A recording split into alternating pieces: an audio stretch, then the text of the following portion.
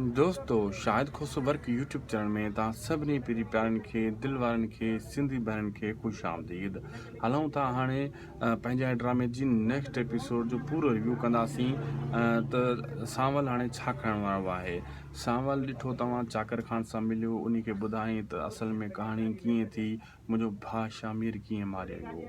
ऐं चाकर खान खे इहो बि चई त इहा धुई असां दुखाई हुईसीं जेको हाणे बबड़ बणिजी चुको आहे। हाणे असांजा कख पन साड़े पोइ ई विसांबो, यानी असां अगरि रिश्तो तोखे न ॾियूं आहे पंहिंजी भेण जो, ॾियूं हा हैदर खे, त पोइ हे जहिड़ो बि असां सोटनि जे विच में न थिए हा।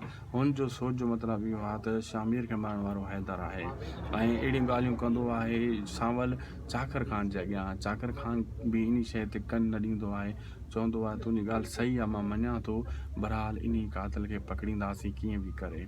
ऐं दोस्तों अचण वारा एपिसोड ज़बरदस्त धमाकेदार थियण वारा आहिनि। इन्हनि एपिसोडनि में तव्हांखे बहितरीन खां बहितरीन कहाणियूं नज़र ईंदियूं। कासिम ॿधो पियो आहे, तव्हां ॾिठो आहे, जाबिर रुंडे वारनि जे पुटनि सां रुंडे वारनि सां ठहे कोन थो। अहिड़े हिसाब सां इन्हनि जा इहे सीन तव्हांखे ॾिसण वठण मिलंदा। अगरि अपडेट सुठी लॻी महिरबानी करे असांजे हिन यूट्यूब चैनल शाहिद खोसो वर्क खे ज़रूरु सब्सक्राइब लाइक शेयर कंदा। हीउ अव्हांजो ई पंहिंजो चैनल आहे। असांखे ॾींदा इजाज़त। अल्लाह हाफ़िज़।